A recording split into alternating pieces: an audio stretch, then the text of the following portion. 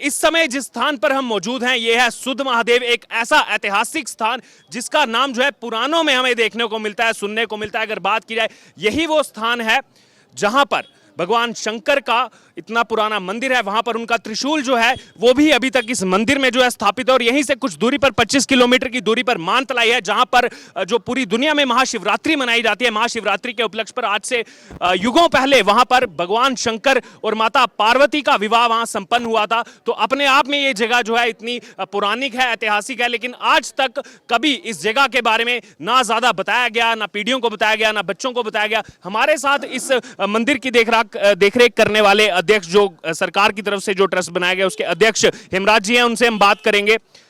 पहली बार इतिहास में जब से देश आजाद हुआ ऐसा यहां पर समारोह आयोजित किया जाता है। कांवड़ यात्रा, इतिहास में पहली बार भव्य कांवड़ यात्रा यहां जो है वो निकाली जाती है।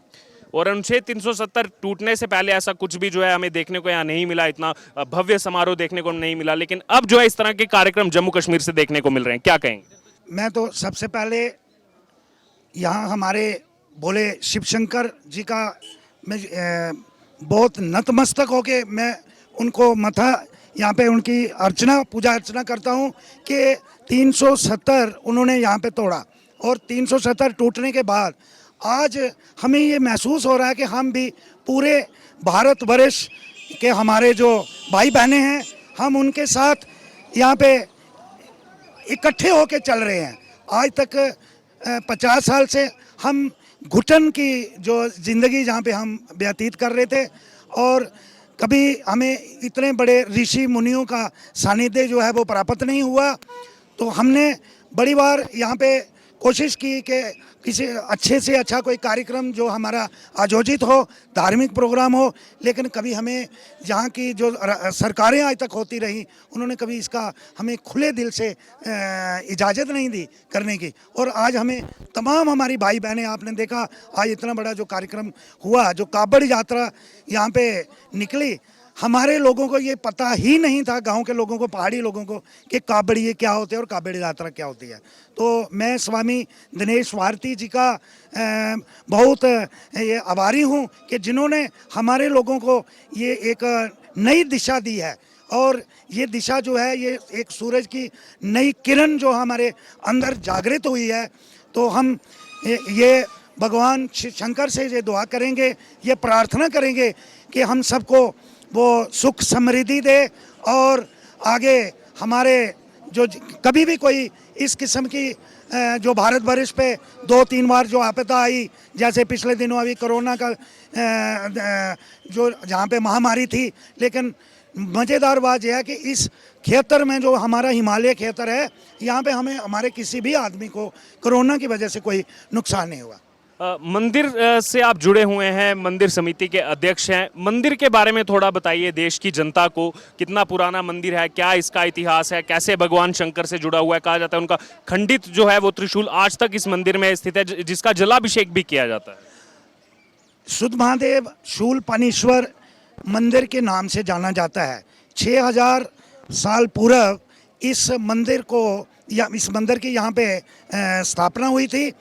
और उस मंदिर की स्थापना से पहले भी उसके अंदर जिस शिवलिंग पे आप जलाभिषेक करते हो, उस शिवलिंग की पूजा हमारी माता पार्वती जी ने शिव को अपने पति रूप में प्राप्त करने के लिए की थी। और सबसे पुराना वो शिवलिंग है।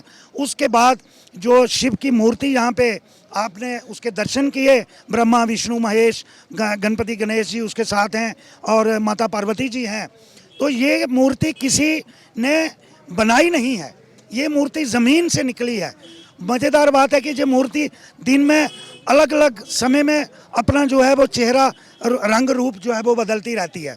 तो इस मंदिर की स्थापना जो काफ़ी नागाराज हुए इस जगह सुध महादेव में, जो ये आप त्रिशूल देखते हो, इस त्रिशूल की जो पूजा की जाती थी, वो शिशुनाग जी, नागाराज का सतयुग में जो हुआ, उसमें हमारे शिशुनाग जी एक बहुत बड़े भगत हुए हैं, शिव भगत हुए हैं।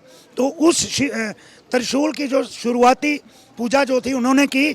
और उसके बाद जहाँ पर हमारे जो भी पूर्वज जो थे, हमारे जो भी संत महात्मा जो थे, वो यहाँ इस मंदिर को देखते रहे। तो इस मंदिर के बारे में ये बहुत प्रचलित है कि ये जो त्रिशूल आपने देखा, ये भोलेनाथ के एक बहुत ही बड़े भगत सुदांत, उनका नाम था सुदांत। वो राक्षस जाति थे लेकिन वो शिव भगत थे। तो उन्होंने देखा जब माता पार्वती जी का जन्म हुआ तो उनको ये पता लगा दृष्टि से कि भाई वो ये भी ये कोई कन्या जो है जो बहुत अंतर्यामी है, इसको देखें कि इस कन्या के अंदर शक्ति है, शक्ति रूप में कन्या है।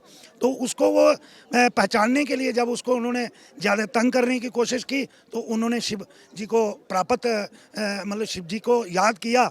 तो भोलेनाथ तो कैलाश कुंड में अपने तपस्या में लीन थे, तो उन्होंने ये त्रिशूल जो था वहाँ से त्रिशूल मारा। तो जब उन्होंने त्रिशूल यहाँ पे मारा तो सीधा सुदंत जी को जहाँ पे आग लगा। तो उन्होंने जब ओम नमः शिवाय का जप किया तो उन्होंने देखा वो मेरा भगत कोई मेरे ही हाथों मारा गया।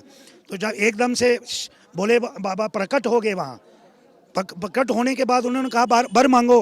वो मेरे से तो गलती हो गई। उन्होंने कहा नहीं महाराज, मैं सिर्फ मेरी मुक्ति हो गई आपके हाथों, मैं अब बचना नहीं चाहता, जिंदा नहीं रहना चाहता, लेकिन मेरे एक चीज़ जो है आप मुझे वर दीजिए। तो उन्होंने कहा मांगो, क्या बार मांगते हो? उन्होंने कहा महाराज आज के बाद इस जगह का नाम पहले मेरा होगा और उसके बाद आपका होगा। तो उस समय से इस जगह का नाम सुदंत महादेव डाला गया, लेकिन आहिस्ता आहिस्ता ये सुध महादेव के नाम से चला। एक लास्ट कमेंट मैं लेना चाहूँगा आपसे। महाशिवरात्रि का पावन उपलक्ष्य है, पूरा देश जो है शिव भक्त जो है वो महाशिवरात्रि मना रहे हैं। यहीं से कुछ दूरी पर 25 किलोमीटर की दूरी पर मानतलाई गांव है और कहा जाता है कि वहां पर शंकर भगवान जो है वो अपनी बारात लेकर गए थे और वहां पर वो विवाह संपन्न हुआ था। माफ करना, आपने 25 किलोमीटर कहा, यहाँ से सुध महादेव से मानतलाई का 7 किलोमीटर का 7 किलोमीटर का है। तो मानतलाई में जो आपने ये तालाब के रूप में देखा, वहाँ हवन कुंड है। शिव और पार्वती की जो विवाह हुआ था तो उस विवाह का साक्षी आज भी वो हवन कुंड जो है वहाँ पे है। तो उस जगह पे जब भोले बाबा की बारात कैलाश से आई तो रात को वहाँ बेनी संगम जगह है, वहाँ पे बारात का जो था विश्राम करवाया गया। तो उसके बाद जो शादी जो भोले बाबा की हुई वो मानतलाई में, वो हवन कुंड जो आज तालाब के रूप में विराजमान है तो वहाँ है। आज भी माता पार्वती जो है उनके जो कंवारी जो छोटी सी कन्या के रूप में उनकी वहाँ पे एक पत्थर की छोटी सी मूर्ति है, जो मूर्ति के साथ में उनका है वो गौरी मैया जो है वो उनका कन्या के रूप में वहाँ पे दर्शन है। वो आपको कहीं इस धरती पे कहीं भी नहीं मिलेगा। और रही बात कि ये सुध महादेव, गौरी कुंड और मानतलाई 3 जगह जो है, गौरी कुंड में माता जी ने वो स्नान करके तपस्या की है। पार्वती मानतलाई जी में उनका जन्म हुआ है और मानतलाई का नाम जो है मैना देवी उनकी माता जी के नाम पे पड़ा, पार्वती जी की माता जी के नाम पे। तो शुद्ध महादेव में भोले बाबा का अपना स्थान है। तो ये हिमालय पर्वत में और इस धरती पे आपको ये जगह कहीं भी नहीं मिलेगी। और शिवल पानीश्वर ये त्रिशूल जो भोले बाबा का है, जब इसके आप दर्शन कर लेते हो तो समझो साक्षात उनके दर्शन हो जाते हैं। हमारे साथ महंत दिनेश भारती जी। आज ऐतिहासिक कांवड़ यात्रा का आयोजन पहली बार जम्मू कश्मीर में हुआ है।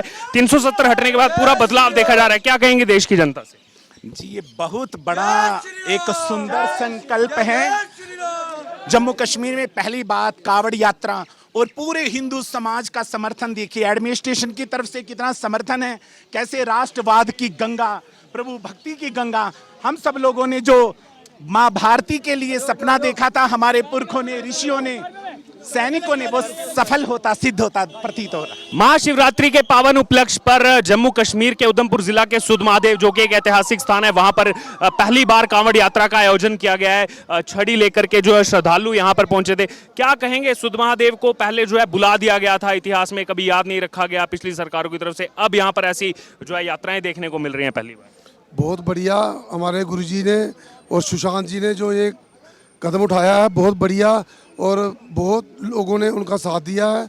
और हमारे गुरुजी ने जो ये छड़ी यात्रा का शुभारंभ आज किया था उसका बहुत ही बढ़िया रिस्पांस मिला है। धन्यवाद।